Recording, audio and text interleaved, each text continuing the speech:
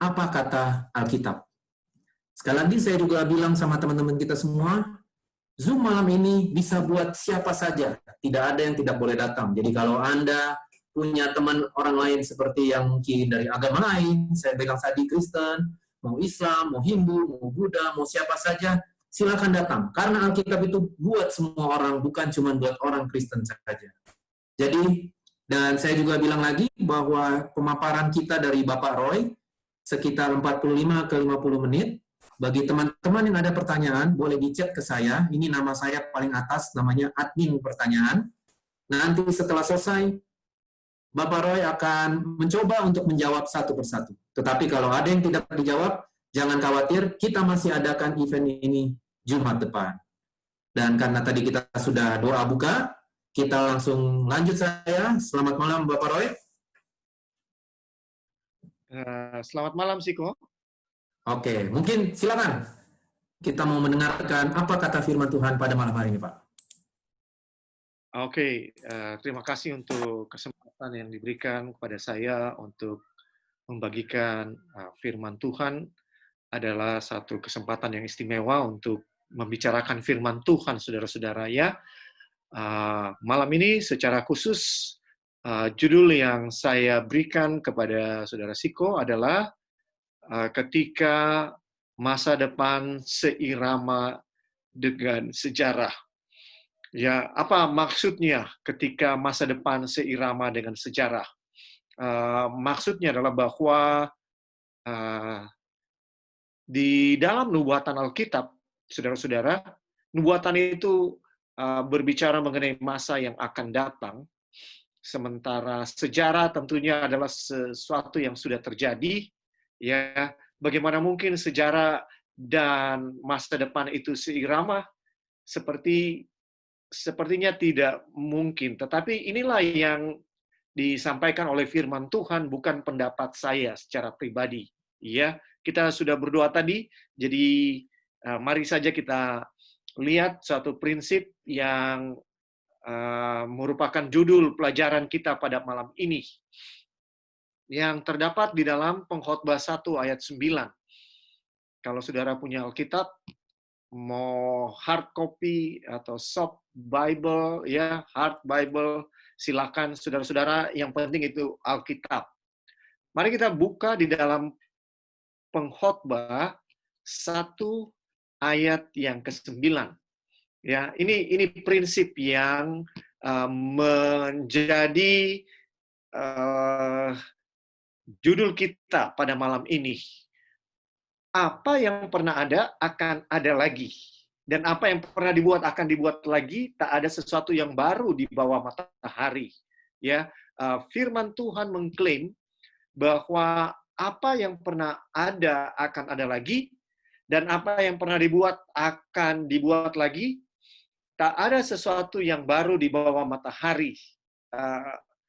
Apa yang dikatakan oleh ayat ini kepada saya dan saudara, bahwa segala sesuatu yang ada di atas dunia ini, yang sudah pernah ada akan ada lagi. Ya, dan apa yang pernah dibuat akan dibuat lagi. Ya, ini klaim yang disampaikan oleh firman Tuhan. Saudara percaya atau tidak, tapi inilah yang dikatakan oleh Alkitab. Ya, dan saya percaya dengan apa yang dikatakan oleh Alkitab, saudara-saudara. Untuk memperjelas apa yang dimaksud oleh ayat ini, saudara-saudara, mari kita buka selanjutnya di dalam pasal 3 ayat 15. Di dalam Pengkhotbah 3 ayat yang ke-15. Lebih jelas kalau kita bandingkan kedua ayat ini. Yang sekarang ada, dulu sudah ada. Ya, saudara perhatikan. Yang sekarang ada katanya dulu sudah ada.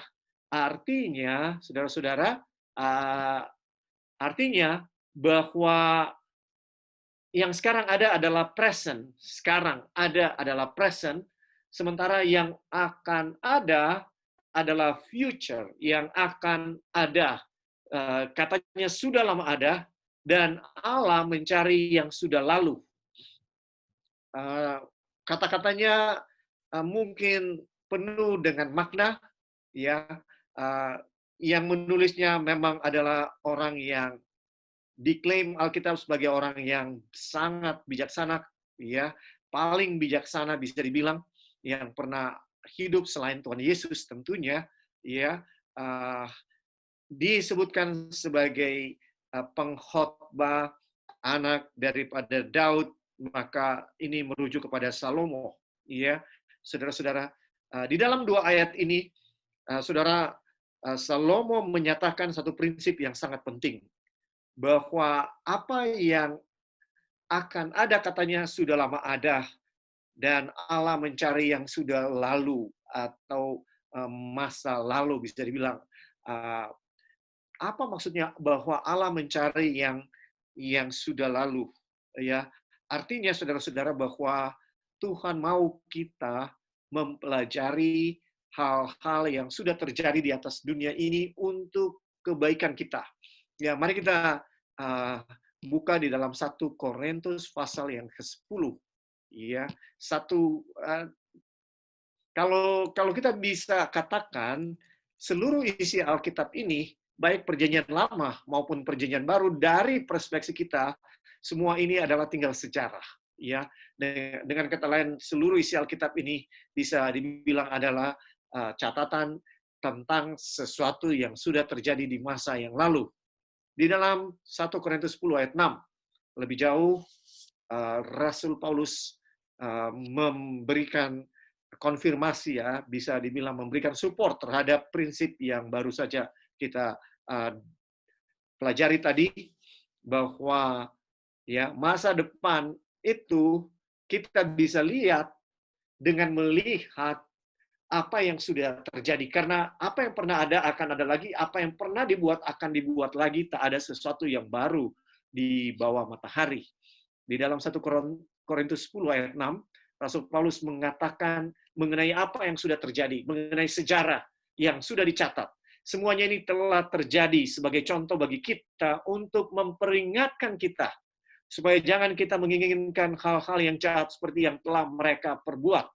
Konteksnya apa? Konteksnya adalah sejarah cerita yang terjadi dengan umat-umat Allah, orang-orang Israel, di zaman dulu ketika mereka keluar dari Mesir dan masuk ke dalam tanah Kanaan, ya.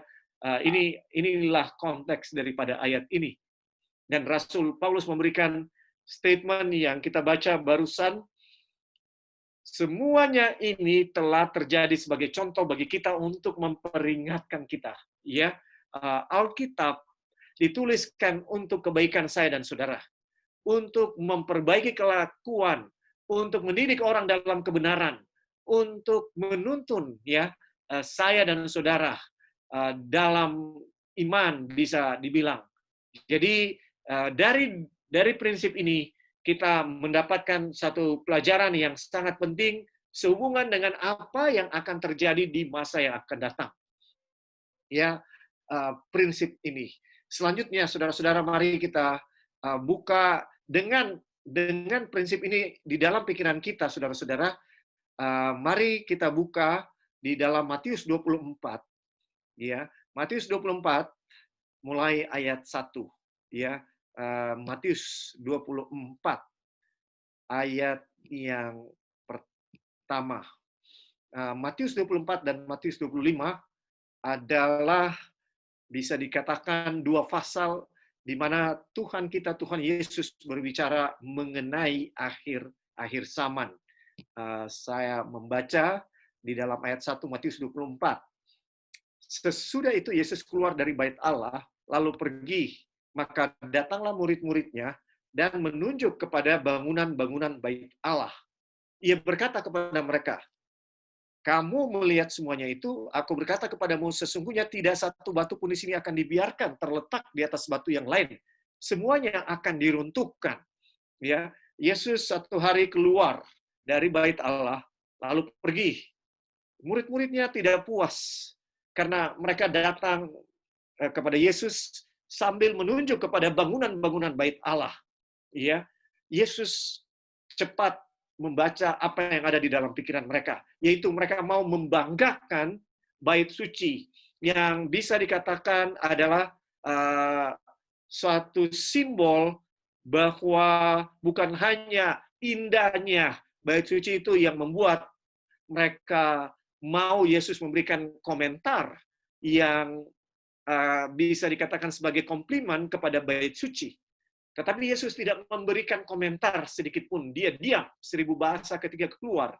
Dan murid-murid sangat penasaran, bagaimana mungkin Yesus tidak memberikan komentar kepada simbol nasional mereka. Tapi bukan hanya sebagai simbol nasional, ya, tetapi bait suci mempunyai nilai historis yang tidak bisa digantikan. Selain nilai historis, bait suci ini adalah simbol hadirat Tuhan yang dengan demikian menyatakan orang Israel adalah umat Tuhan di atas dunia ini. Ini yang memberikan kebanggaan kepada mereka. Tetapi anehnya Tuhan Yesus sama sekali tidak memberikan komentar apapun kepada bait suci ini. Bahkan di dalam ayat 2, Tuhan Yesus mengeluarkan satu statement yang bisa dikatakan mengagetkan mereka. Di dalam ayat 2, Tuhan Yesus Ia berkata kepada mereka, kamu melihat semuanya itu, aku berkata kepadamu, sesungguhnya tidak satu batu pun di sini akan dibiarkan terletak di atas batu yang lain. Semuanya akan diruntuhkan. Ya, saudara-saudara, Tuhan Yesus, tentu saja kalau kita memahami cara berpikir orang Yahudi, saya bisa bayangkan bahwa murid-murid sangat syok tentunya dengan kata-kata yang Tuhan Yesus katakan di dalam ayat 2. Dia berkata, kamu melihat semuanya itu, aku berkata kepadamu, sesungguhnya tidak satu batu pun di sini akan dibiarkan terletak di atas batu yang lain. Semuanya akan diruntuhkan. Ini suatu statement yang keras, saudara-saudara. Ya, dia tahu apa yang mereka pikirkan, dia tahu apa yang mereka mau. Ya, tetapi Tuhan Yesus bukanlah seorang yang memenangkan hati orang lain hanya dengan mengikuti segala kemauan mereka. Ini luar biasanya Tuhan Yesus. Dia tahu apa yang ada di pikiran mereka. Dia tahu bahwa mereka mau dia memuji betapa luar biasanya berkat Tuhan karena ada bait suci yang merupakan simbol kehadiran Tuhan.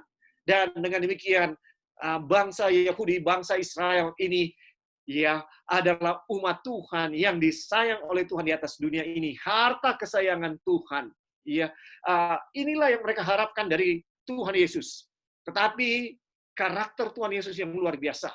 Dia tidak memenangkan hati orang dengan selalu mengikuti kehendak kemauan mereka. Di sini dia mengatakan satu nubuatan yang mengatakan tentang apa yang akan terjadi dengan bait suci.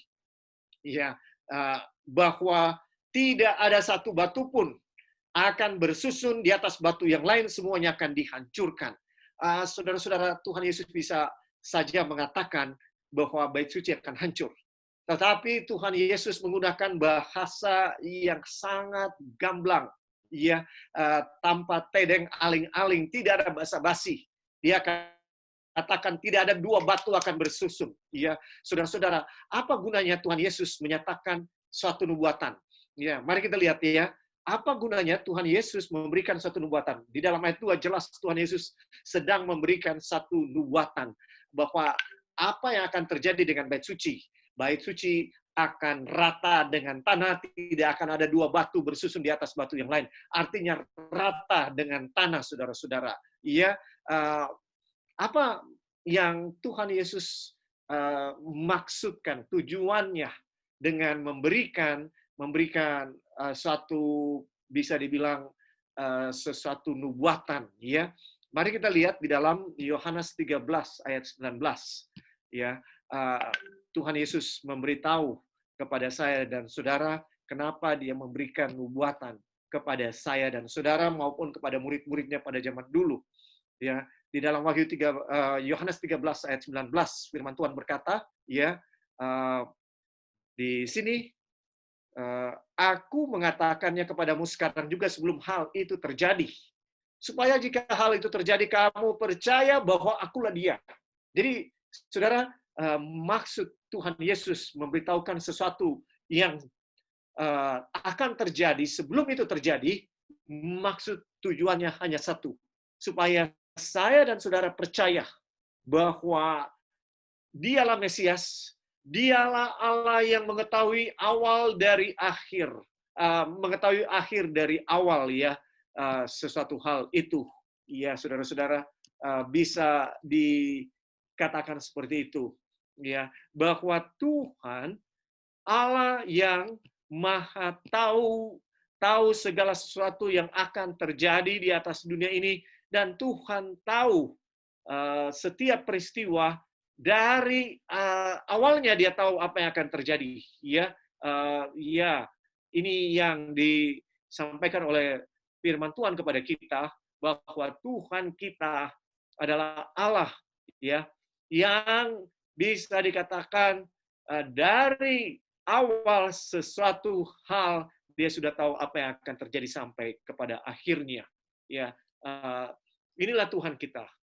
Jadi kenapa sekarang Tuhan Yesus katakan kepada murid-muridnya bahwa bait suci itu akan hancur, tidak ada dua batu bersusun di atas batu yang lain, ya, untuk menyatakan ketika itu akan terjadi, ya, ketika bait suci akan dihancurkan dan tidak ada dua batu yang bersusun di atas batu yang lain, saudara-saudara, maka murid-murid akan percaya, ya, bahwa dialah benar-benar Mesias, ya, yang sudah mengatakannya terlebih dahulu kepada mereka. Ya, mari kita kembali kepada Matius 24, saudara-saudara. Sekarang kita lihat ayat yang ketiga. Kita lihat bagaimana respon daripada murid-murid ketika mendengarkan bahwa bait suci itu akan dihancurkan, bahkan dengan cara yang sangat ekstrim, tidak akan ada dua batu bersusun di atas batu yang lain. Mereka tidak berani membantah dia saat itu secara langsung, tetapi di dalam hati mereka, ya, mereka menyimpan kegundahan. Mengapa? Karena bait suci adalah simbol bahwa Tuhan menyertai mereka. Ya, dengan kata lain, mereka gagal belajar sejarah. Mengapa? Karena ya sebelumnya bait suci pernah dihancurkan. Ya, jadi bukan satu hal yang luar biasa kalau ada nubuatan yang mengatakan bait suci akan hancur. Kenapa? Karena sebelumnya bait suci pernah dihancurkan, ya, saudara-saudara, pada tahun 586. Jadi bait suci ini pertama kali dibangun oleh Salomo, ya, itu sekitar tahun 1000 sebelum Masehi dibangun oleh Salomo. Selama 20 tahun dia bangun ini bait suci, dan kemudian dia tabiskan, ya. Sesudah dia tabiskan, maka bait suci ini ada begitu megah, begitu indah, begitu luar biasanya. Tapi kemudian pada tahun 586 dalam catatan sejarah, maka Nebukadnezar, raja dari Babel, menghancurkan bait suci, ya, betul-betul hancur. Kemudian dibangun kembali oleh Zerubabel dan teman-temannya sesudah pembuangan di Babel pada tahun 516-515. Bait suci ini ditabiskan lagi. Walaupun tidak seindah bait suci yang dibangun oleh Salomo, ya, bisa dikatakan. Dan kemudian bait suci yang dibangun oleh Zerubabel dan teman-temannya ini, ya, sesudah pembuangan 70 tahun di Babel, mereka kembali membangun, ya, tahun 516-515 sebelum Masehi. Bait suci ini kembali ditabiskan untuk kedua kalinya. Walaupun jauh keindahan bait suci pertama yang dibangun oleh Salomo. Dan bait suci ini kemudian dipugar 46 tahun oleh Herodes. Inilah yang dibanggakan oleh murid-murid pada zaman Yesus ini. Ya, mereka gundah tentunya dengan mereka sedih dan mereka galau dengan kalimat bahwa bait suci ini akan hancur tanpa dua batu yang bersusun. Mereka tidak berani langsung untuk berbantah dengan Tuhan mereka, tapi ketika Yesus duduk di dalam ayat 3, ketika Yesus duduk di atas bukit Zaitun, datanglah murid-muridnya kepadanya untuk bercakap-cakap sendirian dengan dia, kata mereka. Katakanlah kepada kami bila manakah itu akan terjadi. Ya, katakanlah kepada kami, kapankah bait suci itu akan hancur? Dan apakah tanda kedatanganmu dan tanda kesudahan dunia? Saya mau kita perhatikan baik-baik kata-kata daripada murid-murid ini. ketika mereka mengetahui bahwa bait suci akan dihancurkan, ya, dengan mengatakan, katakanlah kepada kami bila manakah itu akan terjadi, dan mereka sambung dengan kata-kata apakah tanda kedatanganmu dan tanda kesudahan dunia, menyatakan betapa murid-murid tidak bisa menerima kalau bait suci itu ya bisa dihancurkan, ya. Jelas kenapa? Karena di dalam kalimat mereka, mereka katakan bahwa bait suci itu hancur sehubungan dengan akhir zaman, tanda kedatangan Yesus yang kedua kali dan tanda kesudahan dunia. Ya, bagi mereka bait suci hanya akan hancur ketika Yesus datang pada kali yang kedua, ya, yang akan terjadi pada akhir zaman, waktu Yesus datang kedua kali. Iya, saudara-saudara, ini yang ada di dalam pikiran mereka, ya, bahwa bait suci mungkin hanya akan hancur kalau Yesus sudah datang pada kali yang kedua. Ya, tentu saja karena segala sesuatu akan hancur pada kedatangan Yesus yang kedua kali. Saudara perhatikan jawaban daripada Yesus di dalam ayat 4. Jawab Yesus kepada mereka, waspadalah supaya jangan ada orang yang menyesatkan kamu. Ya, Yesus ditanya, kapan bait suci itu akan dihancurkan? Dan apakah tanda kedatanganmu dan tanda kesudahan dunia? Jawaban daripada Yesus agak melenceng dari pertanyaan yang disampaikan oleh murid-murid. Ya, Yesus berkata, waspadalah supaya jangan ada orang yang menyesatkan kamu. Saudara-saudara, ya, bisa dikatakan Yesus mau murid-murid memahami, dan khususnya untuk kita, karena perkataan ini ditujukan kepada kita sebenarnya, ya, saudara-saudara, walaupun melewati murid-muridnya, ya, tetapi saya yakin dan percaya bahwa kata-kata ini ditujukan kepada umat-umat Kristen yang hidup khususnya di akhir zaman, ya, untuk memperhatikan dengan penting tanda-tanda zaman sehubungan dengan akhir zaman. Dari semua tanda-tanda yang sangat penting, Tuhan Yesus mulai dengan kata-kata, waspadalah supaya jangan ada orang yang menyesatkan kamu. Dengan kata lain, ya, yang penting bagi umat-umat Tuhan di akhir zaman untuk diketahui sehubungan dengan tanda-tanda zaman adalah bahwa yang merupakan tanda terakhir sebelum kedatangan Tuhan dan yang disebutkan sebagai tanda yang pertama di sini tentang kedatangannya, tentang akhir dunia ini, bisa dikatakan adalah adanya penyesatan, ya, penyesatan yang akan dilakukan oleh agen-agen daripada setan yang disebutkan di dalam Matius 24 ini sebagai Mesias palsu maupun Nabi palsu. Mari kita lihat ya, ayat 5, sebab banyak orang akan datang dengan memakai namaku dan berkata, akulah Mesias, dan mereka akan menyesatkan banyak orang. Saudara dengarkan, ketika kedagingan saya membaca ayat ini ya, yang terjadi adalah Yesus berkata dengan jelas, waspadalah supaya jangan ada orang yang menyesatkan kamu. Dengan kata lain, ya, yang akan terjadi di akhir zaman adalah penyesatan. Dan yang akan mengadakan penyesatan itu disebutkan banyak orang. Dan mereka akan berhasil menyesatkan banyak orang. Ya, tetapi kedagingan saya secara pribadi, saudara-saudara sering mengatakan, saya tidak akan disesatkan. Saya tidak akan disesatkan. Orang lain boleh disesatkan, tetapi saya tidak akan disesatkan. Saudara, kita perhatikan di sini. Tuhan Yesus memberikan amaran. Akulah Mesias, ya. Sebab banyak orang akan datang dengan memakai namaku dan berkata, akulah Mesias. Dan mereka akan menyesatkan banyak orang. Ya, pertanyaan yang penting, saudara-saudara, ya, siapa orang yang memakai nama Tuhan Yesus? Sederhana, ya, tidak ada orang non-Kristen yang akan memakai nama Tuhan Yesus ketika mereka datang berbicara. Ya, hanya orang Kristen yang akan datang dengan memakai nama Tuhan Yesus. Dengan kata lain, saudara suka atau tidak suka, Tuhan Yesus mengatakan bahwa banyak orang Kristen akan tersesat di akhir zaman dan mereka akan menyesatkan banyak orang. Itu yang Tuhan Yesus katakan di sini, bukan apa yang saya katakan. Ya, jelas sekali Tuhan Yesus mengatakan banyak orang akan datang dengan memakai namaku. Berarti mereka orang apa? Kristen. Dan mereka berkata, akulah Mesias. Ya, artinya apa? bahwa mereka sedang mengatakan kepada semua orang di atas dunia ini bahwa mereka ya bisa dikatakan adalah orang-orang yang membawa keselamatan. Bukankah saya dan saudara juga sering melakukan hal itu, ya, ketika kita menyampaikan firman Tuhan? Kalau saudara-saudara mau selamat, saudara-saudara terima Yesus sebagai juru selamat pribadi, ya, kita berpotensi untuk menjadi penyesat, saudara-saudara. Karena Tuhan Yesus mengatakan banyak orang Kristen akan memakai nama Yesus dan melakukan penyesatan. Tentunya tanpa kita sadari kita adalah penyesat, ya, di akhir zaman.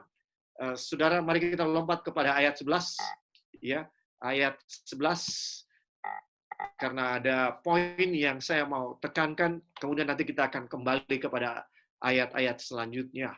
Ya, di dalam ayat 11 dikatakan di sini, banyak nabi palsu akan muncul dan menyesatkan banyak orang.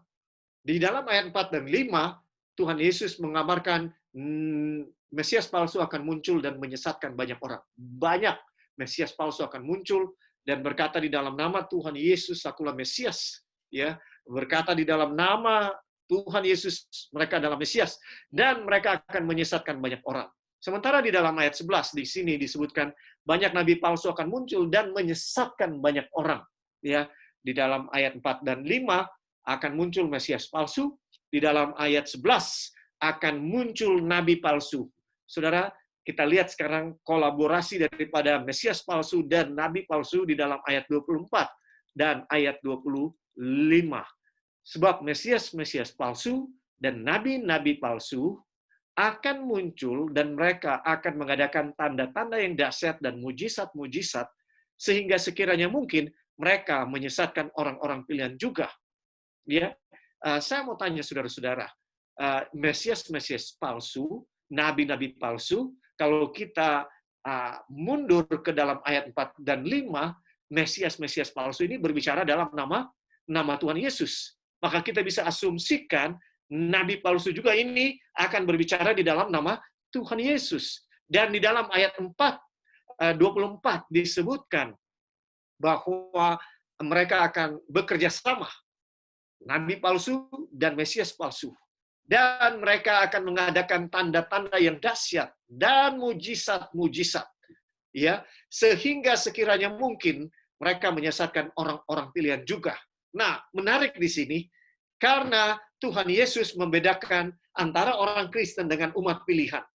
Ya, ya atau tidak? Kalau kita lihat, ya, Tuhan Yesus sedang membedakan antara umat pilihan Tuhan dengan orang Kristen. Dengan kata lain, suka atau tidak suka, ya, bisa dikatakan Tuhan Yesus sedang memberikan indikasi bahwa orang Kristen pada akhirnya kalau dia tidak sungguh-sungguh, dia sangat bisa tidak menjadi umat pilihan Tuhan. Iya, tapi karena mereka sudah menjadi orang-orang yang tersesat tanpa mereka sadari. Ya, ayat 25 Tuhan Yesus mengatakan, camkanlah, aku sudah mengatakannya terlebih dahulu kepadamu. Ya, saudara-saudara, dari apa yang kita pelajari sampai saat ini, bahwa bagi Tuhan Yesus, isu yang paling penting di akhir zaman adalah penyesatan. Penyesatan di mana akan dilakukan oleh orang Kristen. Mengapa? Karena mereka sendiri tidak menyadari bahwa mereka sudah disesatkan. Nah, saya ingin menekankan ayat yang ke-15, saudara-saudara. Ya, ada satu petunjuk yang Tuhan Yesus berikan agar kita ini jangan disesatkan. Ya, agar kita ini bukan menjadi penyesat. Ya, kita akan jadi penyesat kalau kita disesatkan. Ya, tetapi ada satu petunjuk yang Tuhan Yesus berikan di dalam ayat 15. Jadi, apabila kamu melihat pembinasa keji berdiri di tempat kudus, menurut firman yang disampaikan oleh Nabi Daniel, para pembaca hendaklah memperhatikannya. Ya, saudara, di sini disebutkan, ya, di dalam ayat 15, dan ayat 15 ini bisa dibilang permulaan dari satu bagian yang kalau di dalam saya nggak tahu ini versi apa yang memberikan perikop ini judul The Abomination of Desolation, ya. Tetapi ini sesuatu bagian yang penting untuk kita ketahui sehubungan dengan akhir zaman. Bahwa saya dan saudara harus tahu siapa abomination of desolation itu yang diterjemahkan dalam bahasa Indonesia sebagai pembinasa keji di akhir zaman. Nah, Tuhan Yesus mengklaim bahwa ini sudah dibicarakan dalam kitab Daniel. Ya, umat-umat yang mempelajari buku Daniel seharusnya mengetahuinya. Ya, saudara-saudara, bahwa akan ada penyesatan di akhir zaman. Dan saya mau sampaikan, saudara, bahwa ini sangat dekat dengan zaman di mana kita dekat dengan zaman di mana kita hidup. Di satu pihak, Tuhan Yesus juga memberikan petunjuk kepada saya dan saudara bahwa supaya kita ini jangan disesatkan, maka Tuhan Yesus mengharapkan umat-umat Kristen di akhir zaman, umat-umat pilihan Tuhan, ya, ada perbedaan di sini antara ya orang Kristen pada umumnya yang datang di dalam nama Yesus, mereka bisa melakukan mujizat, ya saudara-saudara, sehingga menarik banyak orang datang kepada Tuhan Yesus. Oleh karena orang-orang Kristen ini bisa melakukan mujizat, ya, tetapi mereka ini sebenarnya sedang tersesat. Ya, sehingga bagi Tuhan mereka bukanlah umat pilihan Tuhan. Ya, umat pilihan Tuhan adalah orang-orang yang tidak disesatkan, dan umat pilihan Tuhan adalah orang-orang yang mengetahui siapa pembinasa keji yang dibicarakan oleh Tuhan Yesus di dalam Matius 24 ayat 15 yang dibicarakan oleh Nabi Daniel. Pada malam ini, saudara-saudara, ya, saya tidak punya cukup banyak waktu. Tetapi saya ingin memberikan overview, bisa dibilang garis besar dari buku Daniel. Mari kita pergi kepada buku Daniel. Ya, Daniel terdiri dari 12 pasal, ya, saudara-saudara, dan dibagi dengan 2 bagian besar. Yaitu 6 pasal pertama kita bisa sebutkan itu sejarah atau cerita. Ya, di dalam Daniel 1 itu cerita tentang Daniel dan teman-temannya ditawan di Babel. Ketika Nebukadnezar mengepung Yerusalem dan dia pulang, dia bawa Daniel dan 3 temannya yang lain, Sadrak, Mesak, dan Abednego. Ya, kemudian di akhir daripada pendidikan yang diberikan oleh Babylon kepada orang-orang yang mereka ambil dari keturunan raja, maka didapati Daniel dan teman-temannya Sadrak, Mesak, Abednego 10 kali lebih cerdas dari semua orang-orang lain. Ya, saudara-saudara, nama Tuhan ditinggikan tentunya ketika 10 umat Tuhan ini, ya, 4 umat Tuhan ini, Daniel, Hananya, Misael, dan Asaria, ya, 4 orang Yehuda ini didapati 10 kali lebih cerdas dari orang-orang yang ada dari seluruh dunia yang ditaklukkan oleh kerajaan Babel, orang-orang muda yang cerdas-cerdas, yang berperawakan baik. Ya, Nebukadnezar melatih mereka dalam Universitas Babel untuk mendidik mereka supaya mereka akan bekerja di dalam istana raja. Dan Daniel bersama-sama dengan temannya pada akhirnya didapati 10 kali lebih cerdas. Dan raja sendiri yang menguji orang-orang yang dididik dalam Universitas Babel ini selama 3 tahun. Kemudian di dalam Daniel 2, ceritanya adalah mengenai raja bermimpi dan dia lupa. Ya, kemudian dia marah karena dia panggil semua orang-orang bijaksana, ahli-ahli nujum. Ya, orang-orang yang dia percayai mendapatkan fasilitas dari negara oleh karena mereka punya kemampuan indera keenam, mereka punya kemampuan sebagaimana paranormal. Tetapi dia tidak mendapati bahwa mereka bisa memberitahukan kepada dia apa mimpinya. Orang-orang bijaksana ini pada sisi yang lain kebingungan karena raja meminta mereka harus memberitahu apa mimpi yang dia sudah lupa. Iya, saudara-saudara, mereka tentunya tidak bisa memberitahu. Dan mereka katakan dengan terus terang kepada raja bahwa hanya dewa-dewa di langit yang tidak berdiam di atas dunia ini yang bisa memberitahukan apa mimpi daripada raja. Kemudian di dalam Daniel pasal 3, saudara-saudara, tentunya kita tahu cerita Raja Nebukadnezar ini bangun sebuah patung yang seluruhnya dari emas di lembah Dura. Saudara-saudara, dia panggil semua pejabat-pejabat yang ada, kemudian dia suruh mereka harus menyembah kepada patung binatang, kepada patung yang dia dirikan, patung emas yang dia dirikan. Ya, saudara-saudara, dan siapa yang tidak menyembah akan dimasukkan ke dalam dapur api. Kedapatanlah Sadrak, Mesak, Abednego tidak menyembah. Kita tahu ini ceritanya di dalam Daniel pasal 3, dan mereka akhirnya dimasukkan ke dalam dapur api yang sudah dipanaskan 7 kali. Tetapi apa yang terjadi kemudian adalah bahwa mereka akhirnya secara ajaib dilindungi, ya, dan mereka tidak terbakar sedikit pun. Ya, itu cerita dalam Daniel 3. Kemudian dalam Daniel 4, cerita tentang Raja Nebukadnezar meninggikan diri dan dia menjadi gila, ya. Untuk 7 tahun lamanya dia hidup seperti seekor binatang. Dia mengalami penyakit mental, menjadi gila, ya saudara-saudara, karena dia meninggikan dirinya. Dan tapi pada akhirnya dia merendahkan diri dan mengakui Tuhan sebagai Raja segala raja. Iya, itulah cerita dalam Daniel pasal 4, Daniel pasal 5 menceritakan kejatuhan dari Babylon pada zaman Raja Belshazzar yang berpesta pora dan memerintahkan orang-orang dalam kemabukannya untuk membawa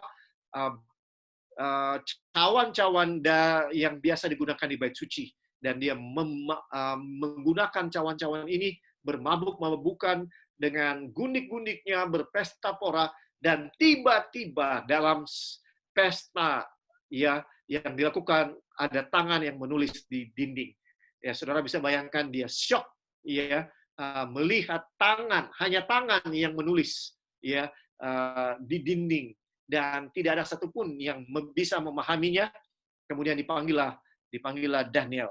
Ya, ini dalam Daniel pasal 5. Dan Daniel pasal 6, saudara-saudara, adalah cerita bagaimana Daniel lolos dari lubang singa. Semua ini adalah sejarah. Ya.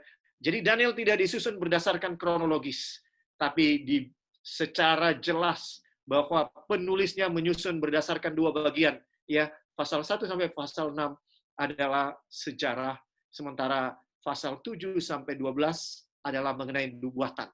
Ya, kenapa ditulis seperti ini? Oleh karena prinsip yang kita sebutkan tadi, bahwa apa yang pernah ada akan ada lagi, apa yang pernah dibuat akan dibuat lagi, tak ada sesuatu yang baru di bawah matahari. Untuk mengetahui apa yang akan terjadi di masa yang akan datang, maka buku Daniel telah menuliskan apa yang sudah terjadi di masa yang lalu. Sehingga kita tahu pasti, ya saudara-saudara, bahwa nubuatan yang diberikan di dalam Alkitab ini pasti terjadi. Ya, karena masa depan di dalam Alkitab seperti sesuatu yang sudah dituliskan, ya, seperti sesuatu yang sudah dituliskan dan pasti terjadi, saudara-saudara. Nah, mari kita lihat prinsip ini, ya, yang kita pelajari tadi, bahwa apa yang pernah ada akan ada lagi, apa yang pernah dibuat akan dibuat lagi, tak ada sesuatu yang baru di bawah matahari, di dalam Daniel 1 ayat 1. Mari kita lihat Daniel 1 ayat 1, ya, dengan prinsip yang kita pelajari pada malam ini, kita coba terapkan di dalam Daniel 1 ayat 1. Ya. Di dalam Daniel 1 ayat 1, firman Tuhan berkata, pada tahun yang ketiga pemerintahan Yoyakim Raja Yehuda, datanglah Nebukadnezar Raja Babel ke Yerusalem, lalu mengepung kota itu. Ya, saudara-saudara, disebutkan di sini bahwa Nebukadnezar pada tahun yang ketiga pemerintahan Yoyakim datang dan mengepung Yerusalem. Ya, ini setting pada zaman dulu, bahwa kota-kota pada zaman dulu memiliki tembok dengan maksud untuk melindungi diri dari tentara-tentara musuh yang berusaha untuk menjatuhkan kota yang ada. Dan kota yang ada pada zaman dulu tidak seperti kota yang sekarang yang besar. Ya, zaman dulu kotanya tidak sebesar seperti sekarang. Mungkin lebih tepat dengan desa yang ada. Dan kemudian mereka bangun tembok untuk melindungi sebagian tempat tinggal mereka dari serangan musuh. Dan mereka bercocok tanam biasanya di luar kota. Ya, ini yang biasanya terjadi. Dan ketika ada satu negara mau mengalahkan negara yang lain atau satu kota mengalahkan kota yang lain, maka terjadilah pengepungan. Ya, pengepungan ini bermaksud untuk memutus, bisa dibilang, jalur makanan, ya, sehingga pada akhirnya orang yang tinggal di dalam kota akan kelaparan karena distribusi makanan dipotong, ya. Mereka tidak bisa mendapatkan makanan, tidak bisa menjual produk mereka dan tidak bisa membeli produk yang ada. Mereka tidak bisa oleh karena ada pengepungan yang terjadi. Dan di dalam Alkitab di Perjanjian Lama kita baca beberapa kali cerita tentang pengepungan dari tentara-tentara yang merupakan musuh-musuh dari bangsa Israel, ya, dan sangat menyedihkan apa yang terjadi di dalam kota, ya, yaitu kelaparan. Oleh karena kalau pengepungan ini berlangsung lama, maka jalur makanan dipotong. Ya, saudara-saudara, ini yang sudah terjadi, ya, di dalam Daniel 1 ayat 1. Apa refleksi atau bisa dikatakan apakah ini akan terjadi lagi di masa yang akan datang? Mari kita buka di dalam buku Wahyu pasal 13, ya. Saya ingin baca ayat 16 dan 17, ya. Menggambarkan bahwa hal yang sama akan terjadi di masa yang akan datang. Di dalam Wahyu 13 ayat 16 dan 17, ya, disebutkan di sini, dan ia menyebabkan sehingga kepada semua orang, kecil atau besar, kaya atau miskin, merdeka atau hamba, diberi tanda pada tangan kanannya atau pada dahinya.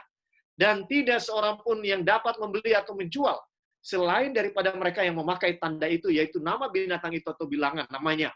Saudaraku, di akhir zaman, ya, buku Wahyu menyatakan, dan buku Wahyu ini berbicara mengenai akhir zaman, apa yang akan terjadi di akhir zaman. Ini adalah wahyu Yesus Kristus. Ya, saudara-saudara, di dalam Daniel 1, Wahyu 1 ayat 1 disebutkan, inilah wahyu Yesus Kristus. Dalam bahasa aslinya, judul buku ini bukan wahyu, tapi wahyu Yesus Kristus, saudara-saudara.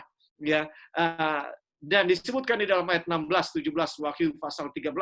Dan ia menyebabkan, ya, ia di sini adalah siapa? Binatang yang keluar dari dalam bumi. Ia menyebabkan sehingga kepada semua orang, kecil atau besar, kaya atau miskin, merdeka atau hamba, diberi tanda pada tangan kanannya atau pada dahinya, dan tidak seorang pun yang dapat membeli atau menjual selain daripada mereka yang memakai tanda itu, yaitu nama binatang itu atau bilangan namanya. Ada banyak hal yang kita bisa pelajari daripada kedua ayat ini. Saya mau menekankan beberapa hal yang penting, yang relevan dengan keadaan kita sekarang ini. Dua ayat ini menyatakan kepada saya dan saudara bahwa kita sedang sangat dekat dengan zaman di mana ini akan terjadi. Dari mana saya tahu bahwa ayat 16 dan 17 ini sedang dalam penggenapannya, ya. Dari mana? Bahwa akan ada satu keadaan di dalam dunia di akhir zaman ini, keadaan di mana satu orang bisa melarang seluruh dunia, ya, menjual atau membeli. Ya, saudara-saudara, ini adalah sama dengan yang terjadi ketika Daniel dan teman-temannya di Yerusalem dikepung oleh tentara daripada Nebukadnezar pada tahun ketiga pemerintahan Yoyakim Raja Yehuda. Ya, mereka tidak bisa jual, tidak bisa beli, ya, oleh karena mereka sedang dikepung. Ya, Alkitab menubuatkan hal yang sama akan terjadi di akhir zaman ketika ada satu kekuasaan, ya, yang jelas kekuasaan ini bertentangan dengan Tuhan karena agendanya adalah bukan untuk melakukan kehendak Tuhan, saudara. Tapi kekuasaan ini adalah kekuasaan yang berkuasa di atas dunia ini. Kalau dia tidak berkuasa di atas dunia, tidak mungkin dia bisa melarang orang untuk menjual atau membeli, ya, pada akhir zaman. Ayat ini juga menyatakan kepada kita, saudara-saudara, untuk hal ini bisa terjadi, maka dunia kita ini harus mengalami globalisasi.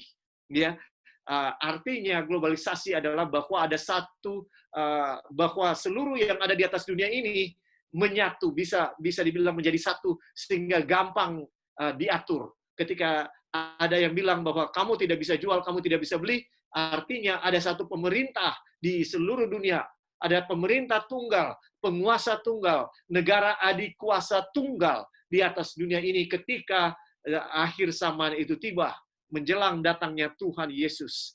Dan saudara-saudara, kalau kita telusuri lebih jauh, kenapa ada globalisasi di atas dunia ini? Globalisasi ada oleh sebab adanya internet, ya, adanya perdagangan secara online yang dimungkinkan oleh adanya internet. Ya, dengan kata lain kita bisa simpulkan bahwa internet adalah sesuatu yang sudah dinubuatkan di dalam Alkitab. Karena globalisasi adalah sesuatu yang dinubuatkan di dalam Alkitab. Ya, maka penyebab daripada globalisasi itu terjadi pun tentunya adalah sesuatu yang dinubuatkan di dalam Alkitab. Iya, saudara-saudara. Kenapa saya katakan seperti ini? Supaya kita bisa melihat relevansinya nubuatan Alkitab bagi kehidupan kita. Kalau tidak, nubuatan Alkitab ini hanya sekedar teori dan tidak menyentuh kehidupan saya dan saudara. Tetapi saya mau sampaikan bahwa Alkitab sangat menyentuh kehidupan saya dan saudara. Ini adalah buktinya bahwa ada nubuatan di dalam Alkitab 2000-an tahun lalu ditulis oleh Rasul Yohanes. Hampir 2000 tahun yang lalu, sekarang kita melihat kenyataannya. Iya, saudara-saudara, agar ini bisa terjadi, ya, agar ini bisa terjadi bahwa ada suatu kekuasaan yang bisa melarang orang untuk tidak boleh menjual atau tidak boleh membeli. Ya, selain globalisasi, bisa dibilang harus ada yang namanya cashless. Ya, itu sebabnya kalau kita lihat sekarang tren di mana-mana saudara dan saya pergi, ada usaha untuk mendorong penggunaan uang online, ya bisa dibilang uang virtual. Ya, saudara-saudara, begitu banyak aplikasi yang bisa untuk membayar secara online sekarang, saudara-saudara.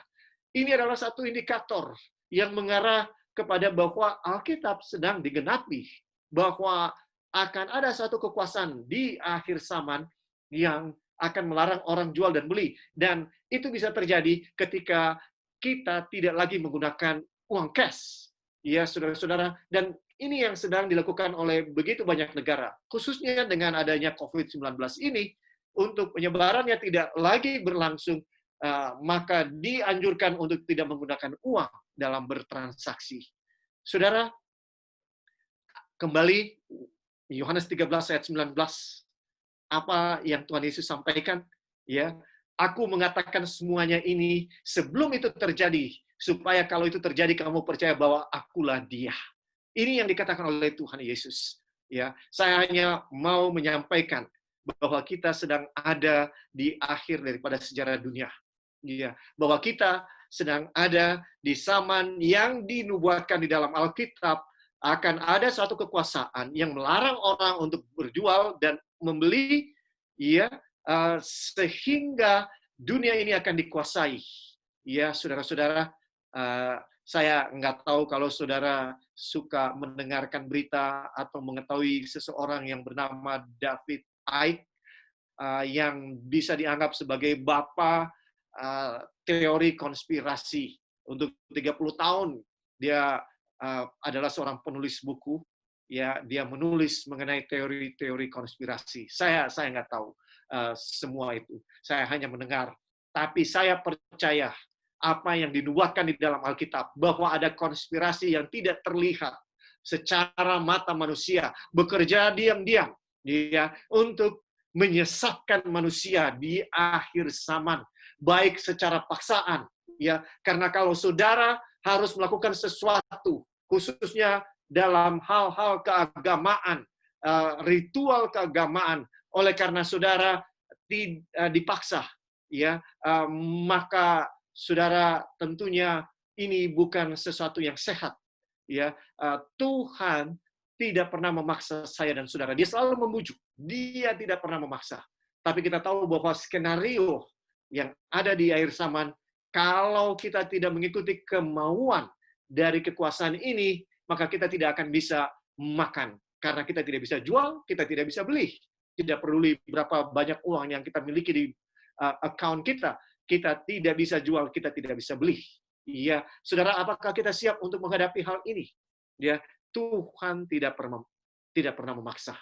Ya, biarlah pelajaran sederhana pada malam ini, ya, boleh memperkuat iman kita. Kita tahu apa yang ada di depan kita, bahwa akan ada suatu kuasa di akhir zaman melarang umat-umat Tuhan menjual atau membeli kecuali kita menerima tanda binatang, ya, yang disebutkan ditaruh di tangan kanan atau di dahi. Tentu saja buku Wahyu adalah buku yang penuh dengan simbol. Ya, ini bukan secara harafiah ada chips yang ditaruh di tangan kanan atau di dahi. Ya, saudara-saudara, tanda binatang itu jauh lebih daripada sekedar chips. Ya, saudara-saudara, yang pasti bahwa nubuatan sedang berlangsung saat ini, sedang digenapi. Kalau kita tidak buka mata, kalau kita tidak pelajari Alkitab, khususnya nubuatan-nubuatan yang ada, yang diberikan oleh Tuhan kepada kita, maka kemungkinan besar kita akan ada di golongan yang disesatkan, ya, ataupun yang menyesatkan, saudara-saudara. Biarlah firman pada malam ini boleh membangun keinginan kita, kerinduan kita untuk memperdalam firman Tuhan lebih daripada waktu-waktu sebelumnya. Ini adalah waktu yang sangat serius dalam sejarah manusia, saudara, dan juga dalam nubuatan Alkitab. Waktunya umat-umat Tuhan untuk lebih sungguh-sungguh mencari Tuhan, mempelajari firman Tuhan. Biarlah firman Tuhan ini boleh menguatkan kita. Mari kita tunduk kepala dan kita berdoa sebelum kita akan masuk kepada sesi tanya jawab. Ya Tuhan, kami bersyukur untuk kesempatan kami mempelajari firman-Mu pada malam ini. Biarlah firman ini boleh membakar semangat kami untuk mengasihi Tuhan dan mengasihi firman-Mu. Dan boleh mendorong kami untuk lebih sungguh-sungguh mempelajari firman-Mu, dan dengan demikian boleh mempersiapkan diri kami bagi apapun yang ada di akhir zaman ini. Hanya Engkau yang tahu segala sesuatu dari awal hingga akhirnya. Kami serahkan segenap permohonan doa kami hanya ke dalam tangan Tuhan. Terima kasih. Di dalam nama Tuhan Yesus kami sudah berdoa. Amin. Amin. Baik, terima kasih kepada Pak Roy atas pemaparannya malam hari ini. Seperti saya bilang tadi, ini sepertinya masih preview saja. Masih ada lagi minggu depan, Jumat depan. Karena nanti kita tanya kan, nubuatan apa lagi yang sudah digenapi? Nubuatan apa yang belum digenapi? Tanda binatang itu apa? Karena dulu saya ngira juga itu chips yang ditempel atau di tangan. Ternyata bukan. Dan bagaimana supaya kita tidak tersesat, dan bagaimana supaya kita malah jangan jadi menyesatkan. Nah, datang lagi saudara-saudara minggu depan. Nah, sekarang kita sudah sampai di sesi tanya-jawab.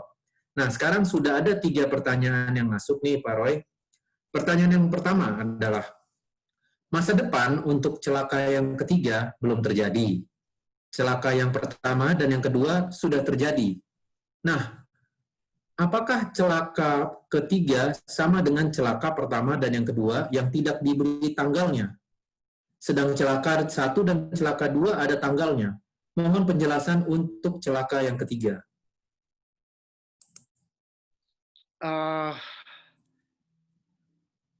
Saudara yang bertanya, ya terima kasih untuk pertanyaannya. Kadang-kadang di dalam forum-forum pembelajaran Alkitab seperti ini, ada orang-orang yang ingin tes kemampuan dari yang membawakan materi. Dijauhkanlah saudara-saudara dari melakukan hal-hal itu, ya, karena tidak bermanfaat bagi kita.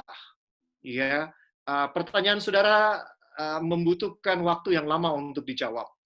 Ya, celaka yang pertama sama dengan sangkakala yang kelima, ya, dan celaka yang kedua sama dengan sangkakala yang keenam. Celaka yang ketiga adalah sangkakala yang ketujuh. Ya, saudara-saudara, ini untuk membuktikan, ya saudara-saudara, secara pasti tidak ada yang bisa membuktikan. Semua yang ada adalah suatu usaha untuk menjelaskan Alkitab. Masing-masing punya versi masing-masing, ya saudara-saudara. Tetapi Wahyu 13 yang saya baru kutip tadi yang membuktikan bahwa kita sangat dekat dengan keadaan ini ada di dalam sangkakala yang terakhir atau sangkakala yang ketujuh. Ya, jadi saudara-saudara, ya, yang saya bisa katakan, kalau saudara yang bertanya ingin detail, kita mungkin tidak akan bahas di sini karena ini akan sangat panjang, saudara-saudara, ya, karena kita harus membahas Wahyu pasal 8 mulai ayat yang kedua, ya, bisa dikatakan sampai selesai. Wahyu 22 adalah sangkakala yang ketujuh, saudara-saudara. Ya, bisa dibilang seperti itu. Ya, dan yang saya bisa katakan adalah bahwa dengan kita membaca Wahyu 13 ayat 16 dan 17 tadi, bahwa dunia sedang menuju kepada globalisasi, kepada cashless society, oleh karena ada kekuasaan yang berusaha untuk menguasai dunia dengan agendanya untuk menyesatkan manusia, ya, khususnya umat pilihan Tuhan, ya, itulah agendanya, ya saudara-saudara. Agendanya bukan untuk menyesatkan seluruh dunia, tapi menyesatkan umat-umat Tuhan, ya. Dan kita lihat bahwa ini yang paling dekat dengan keadaan kita. Jadi kita tahu bahwa kita ada di sangkakala yang ketujuh itu. Ya, zaman di mana kita hidup adalah di mana sangkakala ketujuh sedang dibuka. Dan akhir daripada sangkakala ini adalah Tuhan Yesus akan datang pada kali yang kedua. Saya tahu bahwa ini mungkin jawaban yang bisa saya berikan untuk sementara karena terlalu luas pertanyaannya, saudara-saudara. Kalau yang bertanya mau lebih, bisa hubungi saudara admin di sini. Nanti saya akan bagikan nomor teleponnya. Oke, ya. Oke, terima kasih. Sebentar ya, saya catat nih ada pertanyaan yang baru. Tunggu. Oke, pertanyaan yang kedua, Pak Roy. Dibilang di sini, oke, terima kasih yang atas pertanyaan yang pertama tadi Bapak yang sudah bertanya. Pertanyaan yang kedua, dia bilang gini, banyak orang akan datang dengan memakai namaku. Bukankah belum tentu orang Kristen? Syaratnya hanya dengan memakai nama Yesus, bisa dalam bahasa apapun asalkan nama Yesus. Tidak bisa asumsi bahwa itu pasti orang Kristen. Intinya penyesatan akan menggunakan Yesus yang palsu, kan? Nah, gitu. Oke, saya tidak berasumsi. Mari kita buka di dalam Matius 7 ayat 21. Ya, saya memahami kalau saya dibilang berasumsi. Tetapi mari kita lihat Matius 7 ayat 21, ini kata-kata daripada Tuhan Yesus langsung. Bukan setiap orang yang berseru kepadaku Tuhan, Tuhan, akan masuk ke dalam kerajaan surga, melainkan dia yang melakukan kehendak Bapakku yang di surga. By the way, terima kasih yang bertanya, karena ini juga memperjelas. Kadang-kadang dalam satu presentasi memang, ya, saudara-saudara bisa dikatakan ada sesuatu yang sangat mudah bagi saya, karena saya sudah sering membawakan, tapi bagi orang yang baru pertama kali mendengar, ini agak sulit untuk diterima. Ya, mari kita lihat di dalam Matius 7 ayat 21, ini kata-kata Tuhan Yesus langsung. Bukan setiap orang yang berseru kepadaku Tuhan, Tuhan akan masuk ke dalam kerajaan surga. Jelas di sini Tuhan Yesus sedang mereferensikan orang Kristen, karena bukan selain orang Kristen tidak akan ada orang yang berseru kepada Tuhan Yesus sebagai Tuhan, iya kan?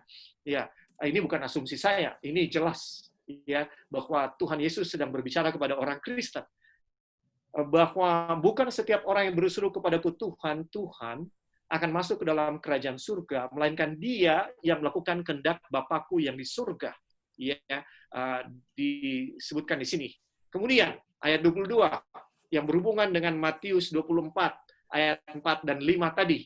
Pada hari terakhir banyak orang akan berseru kepadaku, Tuhan, Tuhan, bukankah kami bernubuat demi namamu dan mengusir setan demi namamu juga, demi namamu dan mengadakan banyak mujizat demi namamu juga. Ya, saudara-saudara, jelas atau tidak bahwa pada hari terakhir konteksnya, ya, banyak orang akan berseru kepada siapa? Kepada Tuhan. Ya, ini adalah bukan kejadian literal, saudara. Tetapi ini adalah usaha Tuhan Yesus untuk bisa dikatakan membuat lebih jelas apa yang dia sebutkan di dalam Matius 24. Dia tentunya, ya, mari kita lihat di dalam ayat 22 ini, pada hari terakhir banyak orang akan berseru kepadaku, Tuhan, Tuhan, bukankah kami bernubuat demi namamu? Dengan kata lain, Tuhan Yesus menubuatkan bahwa di akhir zaman akan ada orang-orang Kristen. Jelas orang Kristen, saudara. Tidak mungkin bukan orang Kristen. Karena mereka bernubuat dalam nama Tuhan Yesus, mengusir setan dalam nama Tuhan Yesus, mengadakan banyak mujizat juga dalam nama Tuhan Yesus. Dan ini adalah di dalam ayat 24, Matius 24, dikatakan metode yang digunakan ya oleh orang Kristen untuk menyesatkan banyak orang, Mesias palsu dan nabi palsu, ya, di akhir zaman, untuk membuat banyak orang disesatkan. Di dalam nama Yesus mereka mengadakan mujizat. Di dalam nama Yesus mereka mengusir setan.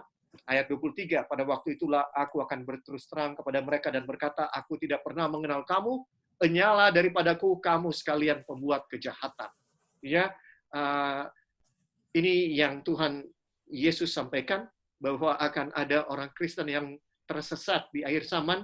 Dia merasa bahwa dia hidup benar, disetujui oleh Tuhan hanya karena dia bisa mengusir setan dalam nama Tuhan Yesus. Waktu dia berdoa, maka setan itu lari keluar daripada orang yang dirasuk setan.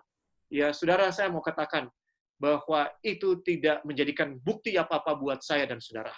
Sekalipun saya dan saudara bisa mengusir setan yang paling kuat sekalipun, iya, tapi itu tidak berarti apa-apa kalau saya dan saudara tidak hidup sesuai dengan kehendak Bapa yang ada di dalam kerajaan surga. Itu yang paling penting, saudara. Ya, 1 Korintus 13 juga meneguhkan hal ini. Iya, sekalipun aku dapat berkata-kata dengan semua bahasa manusia dan bahasa malaikat, tapi jika aku tidak mempunyai kasih, aku sama dengan gong yang berkumandang dan canang yang gemerincing. Dan sekalipun aku mempunyai karunia untuk bernubuat dan mengetahui segala rahasia dan memiliki seluruh pengetahuan, dan sekalipun aku memiliki iman yang sempurna untuk memindahkan gunung, tetapi jika aku tidak mempunyai kasih, ya, aku sama sekali tidak berguna. Ya, saudara-saudara, sangat mungkin bahwa motivasi kita di dalam mengusir setan, di dalam mengadakan banyak mujizat adalah motivasi yang untuk meninggikan diri. Sangat mungkin.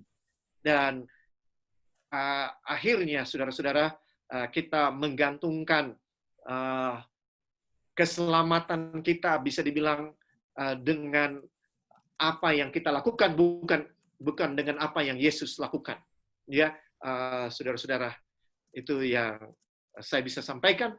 Ya, semoga yang bertanya mendengarnya, dan ya, kalau masih belum puas silakan ditanya lagi. Selanjutnya, saudara Siko. Oke, terima kasih Pak Roy. Pertanyaan berikutnya, pertanyaan nomor 3. Ketika tidak bisa jual dan beli, tidak perlu ada globalisasi.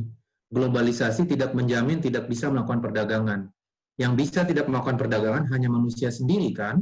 Kalau manusia yang tidak mau dagang, ya apapun yang kita lakukan tetap saja tidak bisa berdagang. Yang penting manusianya, bukan globalisasi. Larangan hanya dari pemerintah. Yang namanya kalau ada 2 orang saling mau transaksi, kan tetap bisa dagang. Dagang nggak perlu uang online, barter aja sudah termasuk berdagang. Gitu. Saya hanya menyampaikan firman Tuhan, saudara. Kalau saudara tidak setuju, ya saya nggak bisa bilang apa-apa.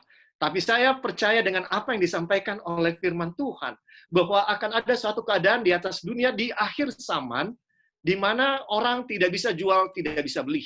Iya, ada suatu kekuasaan yang membuat orang tidak bisa jual, tidak bisa beli. Ya, saudara mungkin berargumen, oh ya bisa dengan barter. Ya, betul. Tetapi yang dibicarakan di dalam Alkitab ini bukan masalah saudara bisa barter. Barter pun saudara pada akhirnya tidak bisa dilakukan. Dan kalau itu menjadi aturan yang dikeluarkan oleh otoritas atau pemerintah, saudara-saudara, maka adalah satu pelanggaran hukum kalau kita melanggarnya tentunya. Ya, bisa dikatakan seperti itu. Dan Alkitab yang memberitahukan kepada saya dan saudara bahwa suatu saat nanti di masa yang akan datang, belum terjadi sekarang, tapi sekarang sedang menuju ke sana. Ya, saya menyebutkan bahwa cashless hanya menyampaikan secara bisa dibilang penerapan daripada nubuatan ini, saudara-saudara. Ya, cashless akan lebih mempermudah dan menolong bagaimana satu otoritas mengawasi orang menjual dan membeli, atau bahkan melarang, bukan cuma mengawasi, melarang orang jual atau beli. Ya, kalau ada uang cash, saudara-saudara akan sulit untuk melarang orang jual beli selama masih ada penggunaan uang cash. Maka kita bisa memahami ini hanya akan terjadi ketika terjadi globalisasi. Ketika di seluruh dunia dikuasai oleh satu superpower yang melarang orang menjual, membeli, kecuali mereka memakai tanda. Ya, ini adalah skenario yang diberikan di dalam Alkitab. Ya, ini bukan sesuatu yang saudara bisa setujui atau tidak setujui. Tapi ya tentu saja itu hak saudara untuk mempercayai apa yang disampaikan oleh Alkitab atau tidak. Ya. Oke, terima kasih Pak Roy. Pertanyaan berikutnya, mungkin kita boleh lah ya sampai jam 8:30, mungkin sekarang masih 8:15. Pertanyaan berikutnya, bagaimana dengan Wahyu 13 ayat 18, bilangan itu adalah seorang manusia. Bukankah harusnya tanda binatang itu adalah manusia? Boleh diulang? Ya, boleh diulang sekali lagi. Saya ingin menangkap benar-benar apa maksud pertanyaan ini. Bagaimana dengan Wahyu 13 ayat 18? Bilangan itu adalah bilangan seorang manusia. Bukankah seharusnya tanda binatang itu adalah manusia? Ini kayaknya agak nyambung dengan pertanyaan yang sebelumnya, Pak.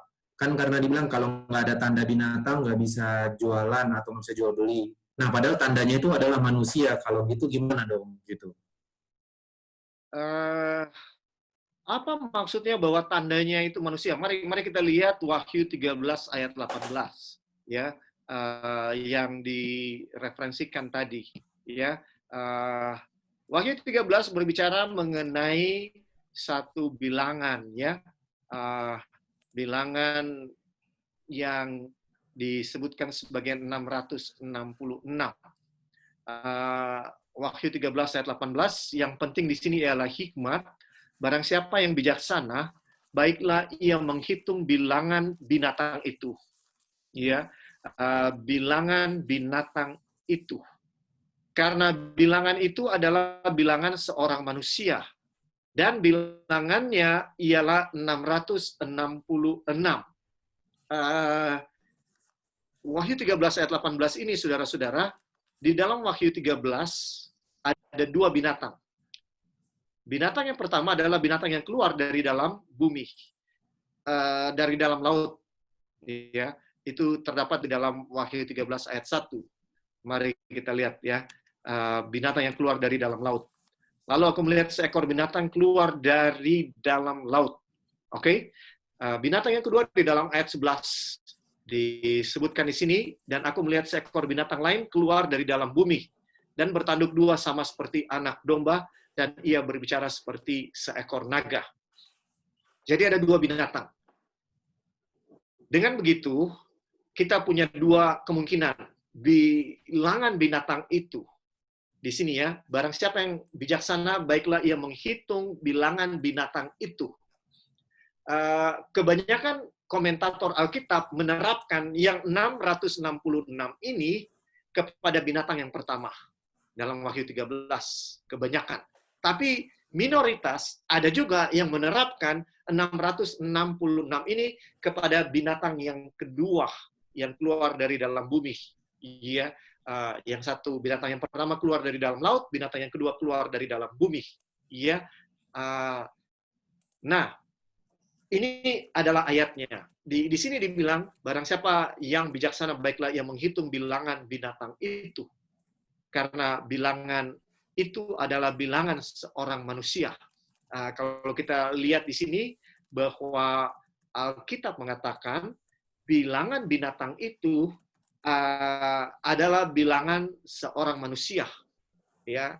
Jadi ini betul adalah bilangan dari binatang, tapi ini juga adalah disebutkan sebagai bilangan dari manusia, ya, saudara-saudara.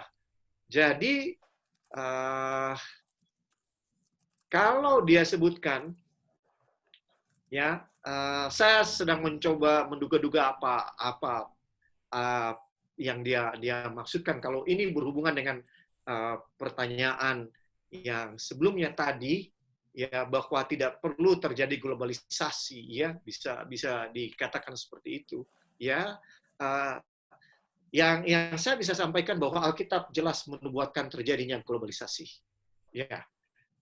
Kita setuju atau tidak setuju itu yang ada, karena tidak bisa nubuatan yang disebutkan di dalam ayat 16 dan 17 ini digenapi kalau tidak ada globalisasi. Yang dimaksud dengan globalisasi adalah adanya satu penguasa tunggal di seluruh dunia ini. Bisa dibilang seperti itu. Adanya penguasa tunggal yang ada di seluruh dunia ini. Nah, hubungannya dengan sejarah, saudara. Ya, untuk kita tahu pasti apakah ini akan terjadi. Ketika Yesus datang pada kali yang pertama, ya, kita sedang menantikan kedatangan Yesus yang kedua. Ya, kita dalam posisi yang sama. Ketika Yesus datang yang pertama, saudara-saudara, ya, apakah ada globalisasi? Apakah ada globalisasi atau tidak? Ya, ada globalisasi. Ini sudah pernah terjadi, saudara. Ada globalisasi, ada penguasa tunggal pada waktu Yesus datang, yaitu kerajaan Roma. Roma adalah penguasa tunggal di dunia pada saat Yesus datang ke atas dunia ini. Ya, saudara-saudara. Kemudian, apa juga yang mendorong terjadinya globalisasi? Ya, biasanya globalisasi terjadi ketika ada lingua franca. Apa itu lingua franca? Lingua franca adalah satu bahasa yang digunakan di seluruh dunia, yang mempersatukan seluruh dunia. Apakah ada lingua franca yang dipakai oleh seluruh orang pada zaman Yesus? Ada. Lingua francanya adalah bahasa Yunani. Bahasa Yunani adalah bahasa internasional yang digunakan oleh seluruh dunia pada saat itu. Itu sebabnya perjanjian baru kita ditulis dalam bahasa Yunani, karena ada lingua franca. Pertanyaan saya sekarang, apakah sekarang ini ada lingua franca yang mempersatukan seluruh dunia, yang mempercepat proses globalisasi, karena ada satu bahasa yang mempersatukan seluruh dunia? Tahukah saudara bahwa bahasa Yunani itu bisa dibilang juga bahasa yang digunakan oleh kerajaan Roma? Jadi sesudah Yunani berkuasa di atas dunia ini, muncullah kerajaan Roma. Roma kebanyakan hanya mengadaptasi daripada Yunani, ya, bisa dibilang. Kemudian Yunani akhirnya menjadi salah satu bagian dari kerajaan Roma, ya. Dan sekarang ini, ya, ada beberapa bahasa internasional, tapi yang paling dominan adalah bahasa Inggris, tentunya. Ya, kita melihat satu similaritas yang sangat jelas, ya, waktu Yesus datang pada kali yang pertama dengan keadaan kita sekarang ini. Ya, ada bisa dibilang, ya, akan ada satu penguasa tunggal di atas dunia ini, dan dialah yang akan melarang orang menjual dan membeli kecuali orang itu menerima tanda binatang. Ya, ini semua adalah bahasa simbol, saudara-saudara. Ya, saya nggak tahu apa saya menjawab pertanyaan dari saudara ini atau tidak. Ya, mungkin kan karena kita akan membahas lagi lebih dalam mengenai Daniel dan Wahyu di minggu-minggu depan, mungkin ya itu akan terjawab sendiri nanti kalau gitu, mungkin ke Pak Roy. Oke, oke. Terima kasih moderator yang bijak ini. Oke, mungkin bisa nih 2 pertanyaan terakhir. Menurut tafsiran Pak Roy, siapakah kerajaan keempat yang berkaki besi bercampur tanah liat di mimpi Nebukadnezar? Karena tadi sempat menyinggung Mark of the Beast. Terima kasih. Oke, kalau kita lihat di dalam Daniel 2 ayat 38 ya, mari kita buka Daniel 2 ayat 38. Saya nggak mau kasih pendapat saya, mari kita lihat apa yang disebutkan dalam Alkitab itu sendiri. Ya, salah satu prinsip menafsirkan Alkitab, saudara-saudara, khususnya di dalam nubuatan, yang sangat penting harus kita pegang supaya kita jangan salah. Kita berdasarkan 2 Petrus 1 ayat 21, bahwa yang terutama harus kamu ketahui ialah bahwa nubuat-nubuat tidak dihasilkan oleh kehendak manusia, ya, melainkan oleh Roh Allah, ya. Orang-orang berbicara atas nama Tuhan, ya. Itu yang disampaikan oleh 2 Petrus 1 ayat 20 dan 21. Nah, di dalam Daniel 2 ayat 38, ya, disebutkan di sini sekarang. Jadi ketika patung itu akhirnya diberikan oleh Tuhan ke dalam mimpi oleh Daniel, maka Daniel juga diberikan interpretasinya. Dan di dalam ayat 38 diberikan interpretasi yang pertama. Tuankulah kepala yang dari emas itu. Ya, dengan kata lain, kepala dari emas itu melambangkan Raja Nebukadnezar. Raja Nebukadnezar melambangkan kerajaan Babylon. Ya, dengan kata lain, kepala dari emas itu adalah kerajaan Babylon. Ya, kemudian ayat 39, tetapi sesudah Tuanku akan muncul satu kerajaan lain yang kurang besar dari kerajaan Tuanku. Jadi jelas ayat 39 menubuatkan akan muncul satu kerajaan yang lain yang akan mengalahkan kerajaan Babel.